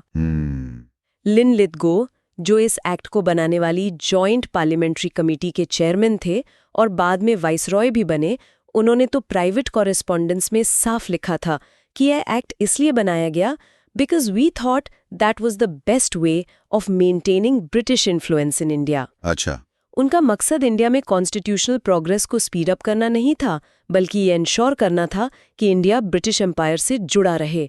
नियत बिल्कुल क्लियर थी उनकी तरफ से। तो अगर नियत सिर्फ कंट्रोल मेंटेन करना था, तो ये सब झमेला किया ही क्यों? सीधे सीधे रूल करते रहते। इस एक्ट के पीछे उनकी लॉन्ग टर्म स्ट्रेटेजिक थिंकिंग क्या थी? What did they hope to achieve beyond just holding on to power? उनका गेम प्लान काफी लेयर्ड था। सिर्फ कंट्रोल नहीं, बल्कि कांग्रेस को फंडामेंटली चेंज करना, उसके कैरेक्टर को बदलना, उसकी फाइटिंग स्पिरिट को खत्म करना उनका असली मकसद था। ओह, ये तो ज्यादा डीप है। हाँ, इस एक्ट के जरिए वो कई ऑब्जेक्टिव्स अचीव करना चाहते थे। पहला, रिवाइव मॉडरेट्स। जो मॉडरेट लीडर्स थे, जैसे लिबरल्स, जो सिर्फ कॉन्स्टिट्यूशनल मेथड्स में बिलीव करते थे और मास मूवमेंट्स के टाइम इररेलेवेंट हो गए थे, उन्हें फिर से पॉलिटिकल रेलेवेंस देना। अच्छा, उन्हें कांग्रेस के रेडिकलिज्म के खिलाफ एक रिस्पॉन्सिबल ऑल्टरनेटिव की तरह प्रोजेक्ट करना। दूसरा, वीन अवे कांग्रेसमैन। कांग्रेस के अंदर जो लोग रिप्रेशन से थक चुके थे या जिनको लगता था कि मास स्ट्रगल से कुछ हासिल नहीं हो रहा, उन्हें ये दिखाना कि देखो कॉन्स्टिट्यूशनल रास्ते से भी पावर मिल सकती है, रिफॉर्म्स हो सकते हैं। ललचाना एक तरह से। हाँ, उन्हें मास पॉलिटिक्स की डेंजरस गलियों से निकालकर सेफ पार्लियामेंट्री पॉलिटिक्स की तरफ लाना। जैसे कॉलेज में स्टूडेंट एक्टिविस्ट्स को समझाना कि धरना प्रदर्शन छोड़ो, स्टूडेंट यूनियन इलेक्शन लड़ो। समझ गया। तीसरा, लोअर ऑफ पावर। ये उनकी सबसे बड़ी उम्मीद थी, साइकोलॉजिकल वॉरफेयर का हिस्सा था। उन्हें लगा कि एक बार कांग्रेस के नेता मिनिस्टर बन जाएंगे, ऑफिस की पावर और पर्क्स को टेस्ट कर लेंगे, पैट्रनेज बांटने लगेंगे, तो वो सैक्रिफाइस की पॉलिटिक्स, जेल जाने वाली पॉलिटिक्स, मास स्ट्रगल की पॉलिटिक्स में वापस जाने से हिचकिचाएंगे। पावर का नशा लग जाएगा। और अगर नशा लग गया तो आजादी की लड़ाई कौन लड़ेगा? वो कंफर्टेबल हो जाएंगे। एग्जैक्टली। चौथा, divide and rule, master stroke. ये सबसे क्रूशल था। इस एक्ट और इसके इम्प्लीमेंटेशन का इस्तेमाल करके कांग्रेस के अंदर फूट डालना। कैसे? जो लोग ऑफिस एक्सेप्ट करना चाहते हैं, कॉन्स्टिट्यूशनलिस्ट, राइट विंग, और जो इसके खिलाफ हैं, नॉन कॉन्स्टिट्यूशनलिस्ट, लेफ्ट विंग, उनके बीच दरार पैदा करना। अच्छा। राइट विंग को पावर का लालच देकर पार्लियामेंट्री गेम में उलझाना। उन्हें एनकरेज करना कि वो मॉडरेट, लिबरल्स, लैंडलॉर्ड्स जैसे नॉन कांग्रेस लॉयलिस्ट एलिमेंट्स के साथ मिलकर कोएलिशन गवर्नमेंट्स बनाएं और कॉन्स्टिट्यूशन को चलाएं। और इससे लेफ्ट पर क्या इम्पैक्ट होगा? इसका क्या कैलकुलेशन था उनका? उनका कैलकुलेशन था कि लेफ्ट विंग इसे कॉम्प्रोमाइज मानेगा, कांग्रेस लीडरशिप पर सेल आउट का आरोप लगाएगा और ज्यादा अग्रेसिवली रिएक्ट करेगा। इससे राइट और लेफ्ट के बीच की खाई और बढ़ेगी। फिर दो सिनेरियोज होंगे, या तो लेफ्ट फ्रस्ट्रेट होकर खुद कांग्रेस से अलग हो जाएगा, या राइट विंग लेफ्ट के रेडिकलिज्म से परेशान होकर उसे निकाल देगा। ओह। दोनों ही सूरत में कांग्रेस टूट जाएगी और एक यूनाइटेड नेशनल मूवमेंट कमजोर पड़ जाएगा। ये उनका अल्टीमेट एम था, to break the back of the Congress as a unified fighting force. और अगर लेफ्ट विंग अलग हो जाता तो ब्रिटिश का अगला मूव क्या होता? तब उनका प्लान था कि जब लेफ्ट विंग कांग्रेस के प्रोटेक्टिव अम्ब्रेला से बाहर आ जाएगा, आइसोलेट हो जाएगा, तब उसे पुलिस पावर से, रिप्रेशन से कुचलना आसान होगा। अच्छा। जब तक वो यूनाइटेड कांग्रेस का हिस्सा थे, उन पर डायरेक्टली हाथ डालना पॉलिटिकली रिस्की था, पर अकेले पड़ने पर उन्हें ईजिली सप्रेस किया जा सकता था। स्ट्रेटेजिक एनसर्कलमेंट एंड डिस्ट्रक्शन जैसा प्लान था। ये तो काफी डीप और कहना पड़ेगा सिनिकल प्लानिंग लग रही है। बिल्कुल। और इसके लिए उन्होंने अपनी टैक्टिक्स भी एडजस्ट की थी, राइट? हाँ। जैसे लेफ्ट को लेकर उनका रवैया बदला। हाँ, ये पॉइंट उनकी मैनिपुलेटिव स्ट्रैटेजीज को हाईलाइट करता है। 1935 के बाद ब्रिटिश ऑफिशियल्स ने लेफ्टिस्ट लीडर्स और उनके एजिटेशंस के खिलाफ सख्त एक्शन लेना थोड़ा कम कर दिया। अरे क्यों? जबकि 1933-34 में वो लेफ्ट को दबा रहे थे। क्यों? क्योंकि अब वो चाहते थे कि लेफ्ट और राइट के बीच कॉन्फ्लिक्ट पड़े। वो नेहरू जैसे लीडर्स के रैडिकल स्पीचेस से एक्चुअली खुश होते थे। हाँ, उन्हें लगता था इससे कांग्रेस टूटेगी। मद्रास के गवर्नर अस्किन ने तो वाइसराय को लिखा था, नेहरू जितने ज्यादा इस टाइप की स्पीचेस देंगे उतना अच्छा है, इससे कांग्रेस जरूर टूटेगी। हमें तो उसे कॉटन वुल में रखना चाहिए और पैम्पर करना चाहिए, क्योंकि वो अनजाने में कांग्रेस ऑर्गेनाइजेशन को अंदर से तोड़ रहा है। Oh my God, can you imagine the level of manipulation? वो नेहरू के रेडिकलिज्म को कांग्रेस को तोड़ने के लिए इस्तेमाल करना चाहते थे। हाँ, यही उनकी चाल थी। अनबिलीवेबल। मतलब दुश्मन के सबसे वोकल क्रिटिक को ही अपना अनजाना एलाय बना लो। और ये जो प्रोविंशियल ऑटोनॉमी का कॉन्सेप्ट था, इसका एक हिडन एजेंडा ये भी था कि कांग्रेस सेंट्रली कमजोर हो जाए। बिल्कुल। सिर्फ गवर्नर की पावर बढ़ाना ही नहीं था, उसके पीछे एक और कैलकुलेशन थी। क्या? उन्हें उम्मीद थी कि प्रोविंशियल ऑटोनॉमी से कांग्रेस के अंदर पावरफुल रीजनल लीडर्स उभरेंगे, जैसे आजकल हम देखते हैं ना, स्ट्रॉन्ग चीफ मिनिस्टर्स होते हैं। हाँ। ये प्रोविंशियल लीडर्स अपनी एडमिनिस्ट्रेटिव पावर, अपने लोकल इन्फ्लुएंस को एंजॉय करेंगे, उसे बचाना चाहेंगे। धीरे धीरे वो पॉलिटिकल पावर के ऑटोनोमस सेंटर्स बन जाएंगे, जो शायद Congress high command, central leadership की हर बात न माने, अपने प्रोविंस के इंटरेस्ट को आगे रखें। इससे कांग्रेस प्रोविंशियलाइज हो जाएगी, यानी एक single unified all India body के बजाय loose federation of provincial units बन जाएगी। अच्छा। सेंट्रल लीडरशिप कमजोर पड़ जाएगी और एक साथ मिलकर बड़ा नेशनल मूवमेंट खड़ा करना मुश्किल हो जाएगा। लिनलिथगो ने 1936 में लिखा भी था, हमारी सबसे बड़ी उम्मीद सीधे टक्कर से बचने की प्रोविंशियल ऑटोनॉमी की ताकत में है, जो कांग्रेस को एक all India instrument of revolution के रूप में नष्ट कर देगी। ये काफी हद तक आज के सेंट्रल स्टेट पावर डायनामिक्स जैसा साउंड करता है। हाँ बिल्कुल, जहां रीजनल एस्पिरेशंस और सेंट्रल कंट्रोल के बीच टेंशन रहती है। ब्रिटिश उसी डायनामिक को कांग्रेस के अंदर आर्टिफिशियली क्रिएट करके उसे कमजोर करना चाहते थे। तो ये थी ब्रिटिश की multi layered strategy, co-option, divide and rule, weakening the central command. अब आते हैं इंडियन रिएक्शन पर। इस एक्ट पर ओवरऑल रिस्पांस क्या था? कांग्रेस ने इसको कैसे लिया? रिस्पांस काफी हद तक यूनिवर्सल कंडेमनेशन का था। लगभग सभी इंडियन पॉलिटिकल सेक्शंस ने, लिबरल्स, हिंदू महासभा, मुस्लिम लीग अपने रीजन से, और जाहिर है कांग्रेस ने इस एक्ट की निंदा की। सबने? हाँ, किसी ने इसे एक्सेप्ट नहीं किया। कांग्रेस का स्टैंड तो बिल्कुल क्लियर था, उन्होंने इसे यूनानिमसली रिजेक्ट कर दिया।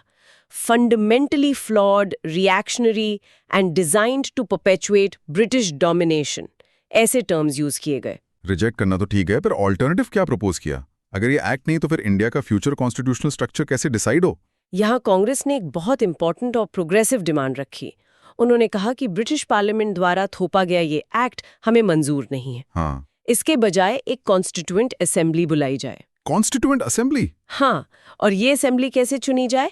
एडल्ट फ्रेंचाइज के बेसिस पर, यानी सभी एडल्ट इंडियंस को वोट का अधिकार हो और वो अपने रिप्रेजेंटेटिव्स चुनकर इस असेंबली में भेजें। अच्छा, कि हम अपना संविधान खुद बनाएंगे, आपके दिए हुए ढांचे में फिट नहीं होंगे। तो एक तरफ ब्रिटिश की इतनी सोफिस्टिकेटेड चाल थी कांग्रेस को फंसाने की, और दूसरी तरफ कांग्रेस ने उसे रिजेक्ट करके अपनी डिमांड रख दी कॉन्स्टिट्यूएंट असेंबली की। हाँ, लेकिन अब सवाल यह था कि इस एक्ट को रिजेक्ट करने के बाद करना क्या है? एक्ट तो आ गया था, इलेक्शंस होने वाले थे प्रोविंशियल ऑटोनॉमी के अंडर। तो क्या कांग्रेस को इन इलेक्शंस का बॉयकॉट करना चाहिए था या पार्टिसिपेट करके सिस्टम को अंदर से फाइट करना चाहिए था? बिल्कुल। ये एक बहुत बड़ा डिलेमा था जिसने कांग्रेस के अंदर फिर से एक इंटेंस डिबेट शुरू कर दी। राइट विंग और लेफ्ट विंग इस मुद्दे पर फिर से आमने सामने आ गए। ये अगला क्रिटिकल डिसीजन पॉइंट था। इस एक्ट को रिजेक्ट तो कर दिया, पर अब इसके साथ इंगेज कैसे करना है? बॉयकॉट करना है या पार्टिसिपेट? अगर पार्टिसिपेट करना है तो क्या ऑफिस एक्सेप्ट करना है या नहीं? ये क्वेश्चंस अगले कुछ सालों की इंडियन पॉलिटिक्स को डिफाइन करने वाले थे। चलिए आगे बढ़ते हैं। Okay, let's move our discussion forward. तो बात है 1935 की। हाँ, अंग्रेजों ने गवर्नमेंट ऑफ इंडिया एक्ट लागू कर दिया और साथ ही ऐलान कर दिया कि 1937 की शुरुआत में प्रोविंशियल लेजिस्लेचर्स मतलब प्रांतीय विधानसभाओं के चुनाव होंगे। बिल्कुल। उनका प्लान साफ था, कांग्रेस को इसी कॉन्स्टिट्यूशनल फ्रेमवर्क में खींच लिया जाए, वो जिसे कहते हैं कोऑप्शन या एब्जॉर्प्शन की स्ट्रैटेजी। हाँ, मतलब सिस्टम का हिस्सा बना लो। एग्जैक्टली, ताकि वो सिस्टम के खिलाफ न जा सकें, उनकी लड़ाई की धार, वो जो एज है, वो कुंद हो जाए। सही कहा। और अब राष्ट्रवादियों मतलब नेशनलिस्ट्स के सामने एक नई पॉलिटिकल रियलिटी थी, एक नया मैदान सज गया था। सब इस बात पर तो सहमत थे कि 1935 एक्ट फंडामेंटली फ्लॉड है, इसे रिजेक्ट करना है, जड़ से उखाड़ फेंकना है। हाँ, ये तो कॉमन ग्राउंड था। पर बड़ा सवाल ये था कि करें कैसे, मतलब तरीका क्या हो, खासकर तब जब कोई बड़ा मास मूवमेंट, जन आंदोलन तुरंत खड़ा करना प्रैक्टिकल नहीं लग रहा था। माहौल थोड़ा ठंडा था उस वक्त, है ना? सिविल डिसोबीडियंस मूवमेंट के बाद एक तरह की थकान सी थी शायद। बिल्कुल, एक तरह की पॉलिटिकल इनएक्टिविटी का दौर था। और यहीं से कांग्रेस नेताओं के बीच फिर से गहरे मतभेद, वो जो शार्प डिफरेंसेस कहते हैं, वो उभर आए। फिर से देखिए, इलेक्शन लड़ने पर करीब करीब सब राजी थे। एक डिटेल पॉलिटिकल और इकोनॉमिक प्रोग्राम के साथ मैदान में उतरना हाँ, ताकि लोगों में एंटी इंपीरियलिस्ट चेतना और गहरी हो। हाँ, लोगों को समझाया जाए कि अंग्रेजों का राज उनके लिए क्यों खराब है, इकोनॉमिक एक्सप्लॉयटेशन कैसे हो रहा है, ये सब। लेकिन असली पेंच फंसा चुनाव के बाद क्या? वही $1 मिलियन क्वेश्चन। अगर कांग्रेस को किसी प्रांत में मेजॉरिटी मिलती है तो क्या सरकार बनानी चाहिए, मिनिस्टर्स बनकर सत्ता में आना चाहिए? ये जो ऑफिस एक्सेप्टेंस का मुद्दा था, ये सिर्फ हाँ या ना का सवाल नहीं था, जैसा अक्सर बाहर से लगता है। नहीं, बिल्कुल नहीं। इसके पीछे नेशनल मूवमेंट की बुनियादी स्ट्रैटेजी का सवाल छिपा था कि कौन सा रास्ता आजादी की तरफ तेजी से ले जाएगा, क्या तरीका अपनाना है। और उस समय की पॉलिटिकल सिचुएशन को समझने के भी अलग अलग नजरिए थे। डाइवर्जेंट परसेप्शंस थी। हाँ, कि जमीनी हकीकत क्या है, जनता कितनी तैयार है, वगैरह वगैरह। और जल्द ही ये बहस लेफ्ट और राइट विचारधारा मतलब आइडियोलॉजिकल डिवाइड के खेमों में बट गए। कांग्रेस के अंदर ही दो गुट बन गए इस मुद्दे पर। और काफी गर्मागर्म बहस हुई होगी, सोचिए जरा। बिल्कुल। तो एक तरफ थे वो लोग जो ऑफिस एक्सेप्टेंस के सख्त खिलाफ थे। इनमें प्रमुख थे जवाहरलाल नेहरू, सुभाष बोस, कांग्रेस सोशलिस्ट्स और कम्युनिस्ट्स भी। हाँ, ये पूरा लेफ्ट विंग खेमा था। नेहरू ने खास तौर पर लखनऊ कांग्रेस सेशन जो 1936 की शुरुआत में हुआ था, उसमें अपनी प्रेसिडेंशियल एड्रेस में इस पक्ष को बड़े जोर शोर से रखा। उनका मानना था कि ये रास्ता आंदोलन को कमजोर कर देगा, भटका देगा। उनका पहला और सबसे बड़ा तर्क क्या था? उनका पहला तर्क था कि ऑफिस स्वीकार करना मतलब 1935 एक्ट को नकारने, रिजेक्शन के हमारे अपने घोषित स्टैंड को ही झुटलाना है।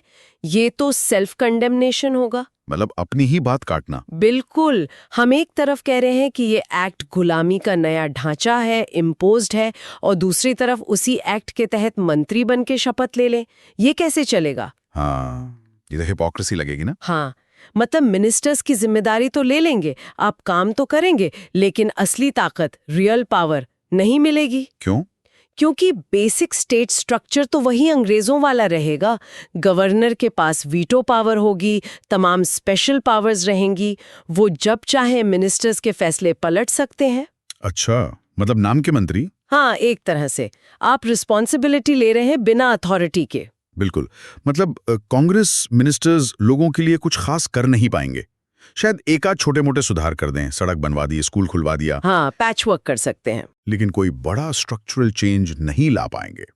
और उल्टे वो इंपीरियलिज्म के रिप्रेसिव अपैरेटस, यानी जो दमनकारी तंत्र है, पुलिस, प्रशासन, उसके साथ कोऑपरेट करते दिखेंगे। हाँ, ये नेहरू का बहुत बड़ा डर था कि हम इस दमन और अपने ही लोगों के शोषण, एक्सप्लॉयटेशन में अनजाने में ही सही भागीदार बन जाएंगे। बिल्कुल। ये कुछ ऐसा है जैसे किसी कॉलेज में स्टूडेंट्स की बहुत सारी मांगे हों, फीस कम करो, हॉस्टल फैसिलिटीज सुधारो, सिलेबस बदलो, और मैनेजमेंट कहे ठीक है, तुम में से कुछ लोग स्टूडेंट्स काउंसिल बना लो और कैंटीन और स्पोर्ट्स एक्टिविटीज संभालो। हाँ हाँ। अब काउंसिल मेंबर्स कैंटीन की पूरी सब्जी में उलझ गए, जबकि असली मुद्दे वैसे के वैसे ही रहे। और मैनेजमेंट के फैसलों पर उनका कोई कंट्रोल नहीं। और अगर मैनेजमेंट कोई गलत फैसला ले, मान लो फीस बढ़ा दे, तो काउंसिल मेंबर्स भी फंसे हुए महसूस करेंगे, क्योंकि वो भी तो अब सिस्टम का हिस्सा हैं। बिल्कुल सटीक उदाहरण है। यही डर नेहरू और लेफ्ट विंग को था मिनिस्ट्रीज को लेकर। उनका दूसरा बड़ा पॉइंट क्या था? दूसरा बड़ा पॉइंट था मूवमेंट का रेवोल्यूशनरी कैरेक्टर खो देने का डर। अच्छा। जो 1919-20 के नॉन कॉपरेशन मूवमेंट से कांग्रेस ने बनाया था। कांग्रेस सिर्फ पिटीशन डालने वाली, अंग्रेजों से याचना करने वाली पार्टी नहीं रह गई थी। हाँ, वो सड़कों पर उतरकर लड़ने वाली, मास मोबिलाइजेशन करने वाली ताकत बन गई थी। एग्जैक्टली। तो नेहरू ने तीखा सवाल उठाया कि क्या हम भारत में क्रांतिकारी बदलाव, रेवोल्यूशनरी चेंजेस चाहते हैं, मतलब पूरा सिस्टम बदलना चाहते हैं, या ब्रिटिश साम्राज्यवाद, ब्रिटिश इंपीरियलिज्म की छत्रछाया में छोटे-मोटे सुधार, पेटी रिफॉर्म्स करके खुश हो जाएं? ये तो फंडामेंटल सवाल था। हाँ, ऑफिस एक्सेप्टेंस उनके लिए इंपीरियलिज्म के सामने एक तरह का वैचारिक सरेंडर था, हथियार डाल देने जैसा, कि आप उनके बनाए नियमों के अंदर खेलने को राजी हो गए। और उन्हें यह भी डर था कि कांग्रेस कॉलोनियल फ्रेमवर्क के अंदर पार्लियामेंट्री एक्टिविटी के दलदल में फंसकर रह जाएगी। हाँ, ये बहुत बड़ा डर था। और जो असली लक्ष्य हैं, पूर्ण स्वराज, इकोनॉमिक और सोशल जस्टिस, गरीबी उन्मूलन, वो सब कहीं पीछे छूट जाएंगे। फोकस हट जाएगा। हाँ, मतलब कांग्रेस कोऑप्ट हो जाएगी, सिस्टम उन्हें अपने अंदर समेट लेगा और डी रेडिकलाइज्ड हो जाएगी। मतलब उनकी लड़ने की जो आग है वो ठंडी पड़ जाएगी। बिल्कुल, फिर वो सुधारों में ही उलझ कर रह जाएंगे। नेहरू ने इसे एक गड्ढे, अ पिट में गिरने जैसा बताया, जिससे निकलना मुश्किल होगा। जैसे कोई बहुत जुझारू सोशल एक्टिविस्ट जो पूरी व्यवस्था बदलने निकला था, वो किसी बड़े एनजीओ का सीईओ बन जाए। हाँ। और फिर funding, projects, reports, donor meetings, इसमें इतना उलझ जाए कि व्यवस्था परिवर्तन का रैडिकल सपना कहीं पीछे छूट जाए। बिल्कुल सही एनालॉजी है। तो फिर इस खेमे की काउंटर स्ट्रैटेजी क्या थी?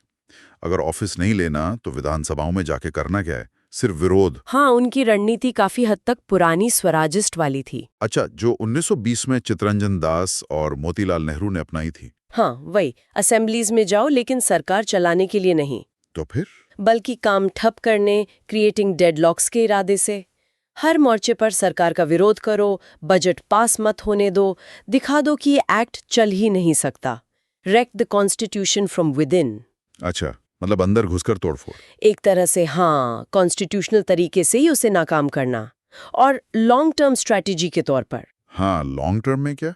लॉन्ग टर्म स्ट्रैटेजी थी मजदूरों, वर्कर्स और किसानों, पेजेंट्स और उनके क्लास ऑर्गेनाइजेशंस पर निर्भरता बढ़ाना, इन संगठनों को कांग्रेस से करीब लाना, कांग्रेस को एक स्पष्ट सोशलिस्ट डायरेक्शन देना और एक नए बड़े मास मूवमेंट की तैयारी करना। मतलब असली ताकत जनता में है, विधानसभाओं की कुर्सियों में नहीं। बिल्कुल। उनका मानना था कि power comes from the message, not from participating in the colonial structure. ठीक है, तो ये तो हुआ एक पक्ष, लेफ्ट विंग का नजरिया। अब आते हैं दूसरे पक्ष पर। हाँ, उन नेताओं पर जो ऑफिस एक्सेप्टेंस के पक्ष में थे, जिन्हें उस समय आमतौर पर राइट विंग कहा जा रहा था।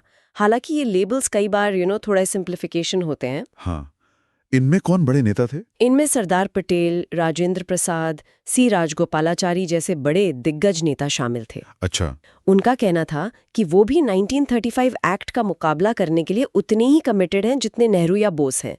उन्होंने इस बात से पुरजोर इनकार किया कि वे कॉन्स्टिट्यूशनलिस्ट हैं। मतलब वो ये नहीं कह रहे थे कि बस संविधान के दायरे में ही काम करना है। नहीं, बिल्कुल नहीं। वो भी मानते थे कि असली काम तो लेजिस्लेचर के बाहर ही है, मतलब जनता के बीच है, और लेजिस्लेचर्स में काम करना महज एक शॉर्ट टर्म टैक्टिक हो सकता है। ओके।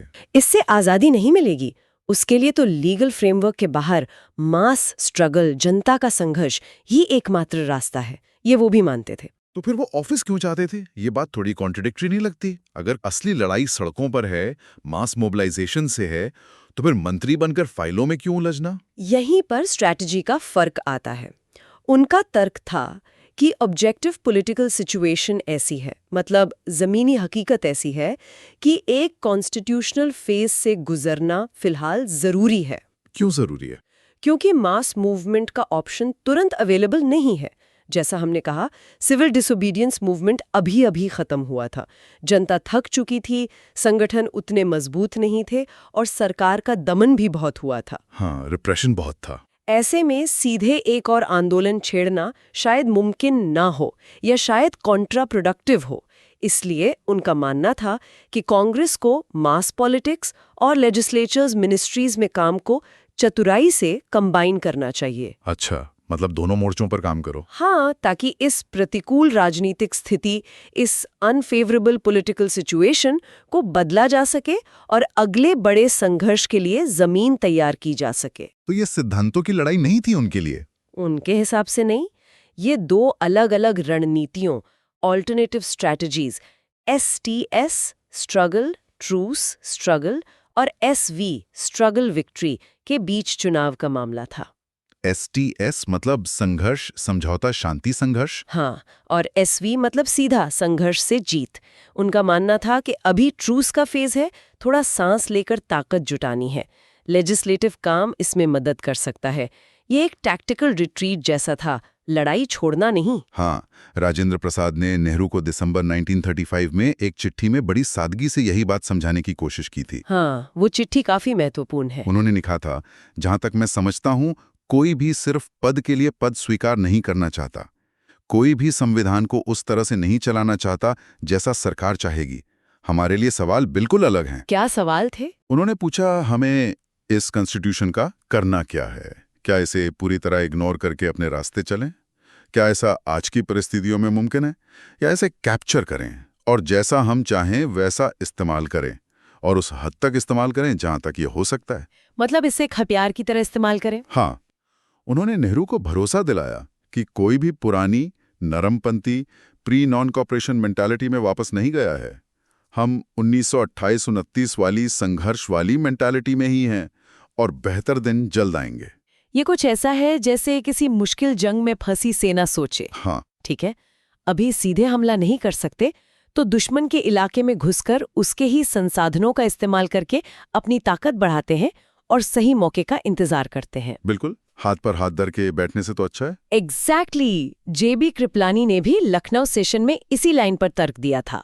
क्या कहा था उन्होंने? उन्होंने कहा, एक रेवोल्यूशनरी मूवमेंट में भी तुलनात्मक रूप से सुस्ती इन निष्क्रियता, डिप्रेशन एंड इनएक्टिविटी का समय आ सकता है। ऐसे समय में जो भी प्रोग्राम बनते हैं वो दिखने में रिफॉर्मेटरी एक्टिविटी जैसे लग सकते हैं, सुधारवादी काम लग सकते हैं, लेकिन वे सभी रेवोल्यूशनरी स्ट्रेटजी का जरूरी हिस्सा होते हैं। मतलब दिखने में भले ही रिफॉर्मिस्ट लगे पर इरादा रेवोल्यूशनरी है। हाँ, आंध्र के एक नेता थे टी विश्वनाथम। उन्होंने तो सोशलिस्ट साथियों से साफ साफ कहा, ऑफिस कैप्चर करना या रिजेक्ट करना सोशलिज्म या एंटी सोशलिज्म का मामला नहीं है, ये स्ट्रेटजी का मामला है। मतलब इसे विचारधारा की प्रतिष्ठा का सवाल मत बनाओ। हाँ, ये तो बस एक टैक्टिकल मूव है, एक दांव पेच का सवाल है कि इस वक्त हमारे लक्ष्य के लिए क्या करना फायदेमंद है। अच्छा, लेकिन क्या इस पक्ष ने माना कि इसमें खतरे हैं, पिटफॉल्स हैं, कि मंत्री बनकर कांग्रेसी भटक सकते हैं, सत्ता का नशा, पावर करप्ट्स वाली बात? हाँ बिल्कुल, उन्होंने ईमानदारी से इन खतरों को स्वीकार किया। माना कि कांग्रेसमैन मिनिस्टर्स बनकर शायद जनता से दूर हो जाएं, अंग्रेजों के तौर तरीकों में ढल जाएं, ब्यूरोक्रेटिक रेड टेप में फंस जाएं, आराम पसंद हो जाएं। ये सब खतरे थे। तो फिर उनका जवाब क्या था? उनका जवाब था कि इन गलत प्रवृत्तियों, इन रॉन्ग टेंडेंसीज से लड़ना होगा, उनके खिलाफ इंटरनल चेक्स एंड बैलेंसेस बनाने होंगे, पार्टी को विजिलेंट रहना होगा, न कि डर के मारे मैदान ही छोड़ देना, अबैंडन ऑफिसेज। मतलब अगर घर में गंदगी फैलने का डर है तो घर छोड़कर भाग नहीं जाते? नहीं, बल्कि सफाई का इंतजाम करते हैं, झाड़ू लगाते हैं। दूसरा, और ये बहुत महत्वपूर्ण तर्क था उनका, क्या? कि एडमिनिस्ट्रेटिव फील्ड को सरकार समर्थक ताकतों, प्रो गवर्नमेंट फोर्सेस जैसे कि जमींदार, रजवाड़े, अंग्रेजों के वफादार या फिर कम्युनल पार्टियां के लिए खाली क्यों छोड़ें? हाँ, ये तो बहुत बड़ा पॉइंट है। अगर कांग्रेस ऑफिस रिजेक्ट करती है तो ये ताकतें फौरन मंत्रालय बना लेंगी, और फिर सरकारी मशीनरी का इस्तेमाल किसके खिलाफ करेंगी? राष्ट्रवाद को कमजोर करने, कांग्रेस को बदनाम करने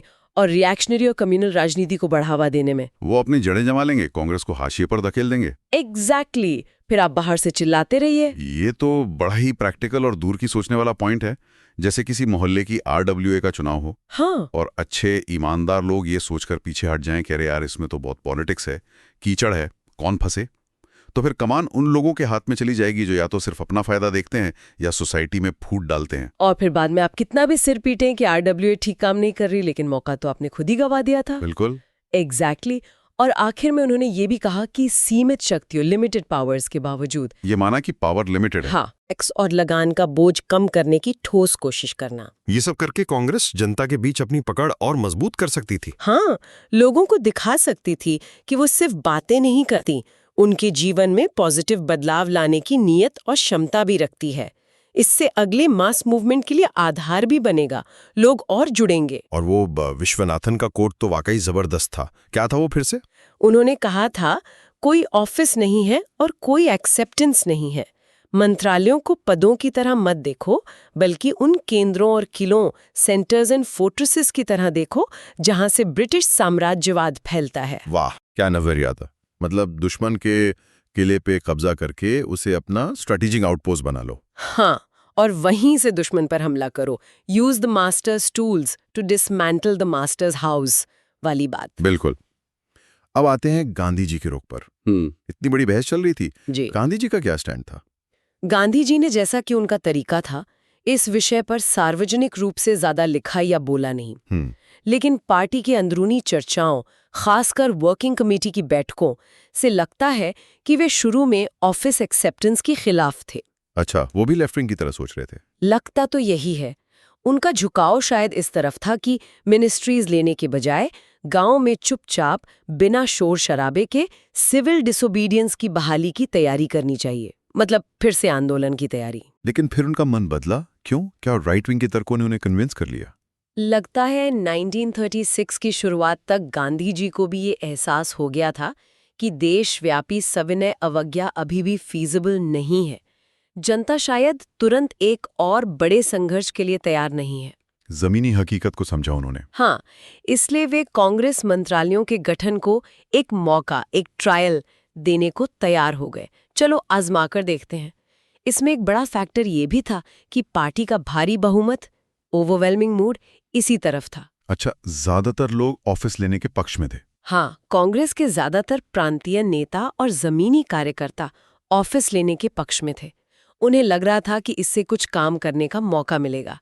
गांधी जी की यह खासियत थी, वे जमीनी हकीकत और पार्टी के कार्यकर्ताओं की भावना, जो पल्स ऑफ द पार्टी होती है, उसे बखूबी समझते थे। और अक्सर बहुमत की राय का सम्मान करते थे, भले ही वो व्यक्तिगत रूप से पूरी तरह सहमत न हो। उनका लीडरशिप स्टाइल काफी डेमोक्रेटिक था इस मामले में। तो आखिर में इतनी बहस, इतने तर्क वितर्क के बाद कांग्रेस ने क्या फैसला किया? बीच का रास्ता निकाला? हाँ, कांग्रेस ने लखनऊ सेशन 1936 की शुरुआत में और फिर फैसपुर सेशन 1936 के अंत में एक बीच का रास्ता ही अपनाया। कॉम्प्रोमाइज फॉर्मूला क्या था वो? तय किया कि चुनाव लड़ा जाएगा पूरी ताकत से, 1935 एक्ट को रिजेक्ट करने के नारे के साथ। ये क्लियर कर दिया। ओके। लेकिन ऑफिस एक्सेप्टेंस पर फैसला चुनाव के बाद पोस्ट इलेक्शन पीरियड तक टाल दिया जाएगा। अच्छा। मतलब पहले चुनाव लड़ो, नतीजे देखो, फिर तय करेंगे कि मंत्री बनना है या नहीं। हाँ, एक तरह से फैसले को कुछ समय के लिए टाल दिया गया, लेकिन चुनाव लड़ने पर सहमति बन गई, जो कि उस वक्त बहुत जरूरी था। और शायद सबसे अच्छी बात यह हुई, जैसा आपने पहले इशारा किया, कि 1922-24 में स्वराज्यष्टों के मुद्दे पर और 1934 में काउंसिल एंट्री पर हुए मतभेदों की तरह इस बार भी कांग्रेस के दोनों धड़ों ने पार्टी को टूटने से बचा लिया। हाँ, ये कांग्रेस की मैच्योरिटी दिखाता है। एक परिपक्वता आ गई थी। उनमें आपसी सम्मान, म्यूचुअल रिस्पेक्ट था और वे एक दूसरे के एंटी इंपीरियलिस्ट स्ट्रगल के प्रति कमिटमेंट पर शक नहीं करते थे, भले ही स्ट्रैटेजी पर कितने भी गहरे मतभेद हों। उन्हें पता था कि इस नाजुक मौके पर फूट पड़ने से आंदोलन को कितना बड़ा नुकसान होगा, अंग्रेजों को ही फायदा होगा। लेफ्ट विंग यानी नेहरू और बोस वाला खेमा भले ही ऑफिस एक्सेप्टेंस के मुद्दे पर कई बार वोटिंग में हारा, आउटवोटेड हुआ। हाँ, पार्टी में बहुमत राइट विंग के साथ था इस मुद्दे पर, लेकिन उन्होंने अपनी बात दृढ़ता से रखी, आखिर तक संघर्ष किया, पर पार्टी तोड़ने की नौबत नहीं आने दी। ये दिखाता है कि एक बड़े लक्ष्य के लिए मतभेदों के बावजूद एकजुट रहना कितना जरूरी है। जैसे एक परिवार में अलग अलग राय होती है, बहस होती है, पर मुश्किल समय में सब साथ खड़े होते हैं। बिल्कुल। तो इस फैसले के बाद आए फरवरी 1937 के वो ऐतिहासिक प्रांतीय चुनाव। हाँ, कांग्रेस ने पूरी ताकत झोंक दी इन चुनावों में। इलेक्शन मैनिफेस्टो में फिर से 1935 एक्ट को पूरी तरह रिजेक्ट करने की बात कही गई। ये साफ कर दिया कि हम इस एक्ट को मन से स्वीकार नहीं कर रहे हैं। हाँ, वो स्टैंड कायम रखा। और वादों की झड़ी लगा दी गई। क्या क्या वादे थे? वादे थे सिविल लिबर्टीज बहाल होंगी, मतलब बोलने, लिखने, सभा करने की आज़ादी मिलेगी, पॉलिटिकल प्रिजनर्स रिहा होंगे, लिंग और छुआछूत, अनटचेबिलिटी के आधार पर भेदभाव खत्म होगा। सोशल रिफॉर्म का एजेंडा भी था। बिल्कुल। एग्रेरियन सिस्टम में रेडिकल ट्रांसफॉर्मेशन होगा, यानी खेती किसानी की व्यवस्था में बड़े बदलाव होंगे। लगान और राजस्व, रेंट एंड रेवेन्यू में भारी कमी होगी। ये किसानों के लिए बहुत बड़ी बात थी। हाँ, गांव में जो किसान कर्ज के बोझ तले दबे थे, उनके रूरल डेट्स कम किए जाएंगे, उन्हें सस्ता कर्ज, चीप क्रेडिट मिलेगा, और शहरों में मजदूरों को ट्रेड यूनियंस बनाने और हड़ताल स्ट्राइक करने का अधिकार सुरक्षित किया जाएगा। आप सोच सकते हैं उस वक्त की आम जनता, खासकर गरीब किसानों और मजदूरों के लिए ये वादे कितने मायने रखते होंगे। बिल्कुल, ये उनके रोजमर्रा के जीवन से जुड़े, पेट से जुड़े मुद्दे थे। ये सिर्फ हवाई बातें नहीं थीं। तो कांग्रेस के चुनाव अभियान को कैसा रिस्पांस मिला? जबरदस्त प्रतिक्रिया, मैसिव रिस्पांस मिला। इसने एक बार फिर सोई हुई सी लग रही जनता की राजनीतिक चेतना, पॉलिटिकल कॉन्शियसनेस और ऊर्जा को जैसे जगा दिया। लोग फिर से जोश में आ गए, जैसे कोई चिंगारी लग गई हो। हाँ, खासकर नेहरू का देशव्यापी चुनाव दौरा, कंट्री वाइड इलेक्शन टूर, तो एक मिसाल बन गया। It assumed legendary proportions. उन्होंने कितना ट्रैवल किया? उन्होंने 5 महीने से कम समय में करीब 80,000 किलोमीटर का सफर किया। 80,000 किलोमीटर उस जमाने के ट्रांसपोर्ट साधनों से। हाँ, सोचिए, ट्रेन, कार, बैलगाड़ी, पैदल, जैसे भी हो सका, और करीब 1 करोड़ लोगों को सीधे संबोधित किया। 1 करोड़? हाँ, और वो सिर्फ वोट नहीं मांग रहे थे, वो लोगों को साम्राज्यवाद, समाजवाद, लोकतंत्र, गरीबी के कारणों जैसे बुनियादी राजनीतिक मुद्दों पर शिक्षित कर रहे थे। पॉलिटिकल एजुकेशन का काम कर रहे थे। मास कॉन्टैक्ट प्रोग्राम था एक तरह से। बिल्कुल। और गांधी जी, क्या उन्होंने भी प्रचार किया? दिलचस्प बात है कि गांधी जी ने एक भी चुनावी सभा नहीं की। एक भी नहीं? एक भी नहीं, लेकिन वो मतदाताओं के दिलो दिमाग में पूरी तरह मौजूद थे। कांग्रेस को वोट मतलब गांधी जी को वोट, ये भावना बहुत प्रबल थी। उनका नाम और आशीर्वाद ही काफी था। प्रेजेंस महसूस होती थी उनकी। हाँ, बिल्कुल। और नतीजे? इतनी मेहनत, इतना जोश, जाहिर है नतीजे शानदार रहे होंगे। शानदार से भी बढ़कर अनएक्सपेक्टेडली गुड कई लोगों के लिए। सीमित मताधिकार, नैरो फ्रैंचाइज के बावजूद। हाँ, वोट डालने का अधिकार सबको नहीं था। हाँ, सिर्फ प्रॉपर्टी और एजुकेशन के आधार पर करीब 10-12% आबादी को ही था, इसके बावजूद कांग्रेस को चुनावों में भारी जनादेश, अ मैसिव मैंडेट मिला। कितने सीटें जीती? जिन 1161 सीटों पर चुनाव लड़ा, उनमें से 716 जीती। 716, ये तो जबरदस्त जीत थी। बहुत बड़ी जीत थी। ज्यादातर प्रांतों में उन्हें स्पष्ट बहुमत मिला। Madras, Bombay, central provinces, United provinces आज का यूपी, बिहार, उड़ीसा में क्लियर मेजॉरिटी। और बाकी जगह? बंगाल, असम और NWFP, north west frontier province में वो सबसे बड़ी अकेली पार्टी, लार्जेस्ट सिंगल पार्टी बनकर उभरी। अच्छा। सिर्फ पंजाब और सिंध में उनका प्रदर्शन उतना अच्छा नहीं रहा, वहां दूसरी पार्टियों का दबदबा था। लेकिन ओवरऑल ये एक बहुत बड़ी पॉलिटिकल विक्ट्री थी। इसका मतलब क्या था? इसका सीधा मतलब ये हुआ कि कॉलोनियल स्टेट के एक वायबल ऑल्टरनेटिव के तौर पर कांग्रेस की प्रतिष्ठा, उसका रुतबा और बढ़ गया। लोगों का भरोसा और पुख्ता हो गया कि हाँ, यही पार्टी है जो अंग्रेजों की जगह ले सकती है और देश चला सकती है। लेजिटिमेसी बढ़ गई। और अंग्रेजों के लिए भी ये एक बड़ा झटका रहा होगा। निश्चित रूप से। चुनाव अभियान के दौरान जनता के उत्साह और फिर इन नतीजों ने नेहरू को भी बहुत उत्साहित किया। हाँ। इसने उन्हें उस निराशा, उस स्लफ ऑफ डिस्पोंडेंसी से बाहर निकालने में मदद की जो शायद पिछले कुछ सालों की राजनीतिक निष्क्रियता से आई होगी। उन्हें फिर से जनता की ताकत का एहसास हुआ। और शायद इसने उन्हें पार्टी की डोमिनेंट स्ट्रैटेजी यानी STS, स्ट्रगल ट्रूस स्ट्रगल, के साथ रिकंसाइल करने यानी एक तरह से समझौता करने में भी मदद की। हाँ, अब शायद उन्हें भी लगने लगा कि ऑफिस एक्सेप्टेंस को ट्रूस फेज का हिस्सा मानकर इस रास्ते पर चलकर भी आज़ादी की लड़ाई को धार दी जा सकती है, उसे आगे बढ़ाया जा सकता है। ये नतीजे एक तरह से राइट विंग की स्ट्रैटेजी को वैलिडेट कर रहे थे। Okay, so we hope you liked our today's discussion on Chapter 25, The Strategic Debate 1934 to 1937 of India's Struggle of Independence by Bipin Chandra. For more such discussions on UPSC topics, subscribe to the UPSC podcast channel. Dhanyawad. Jai Hind.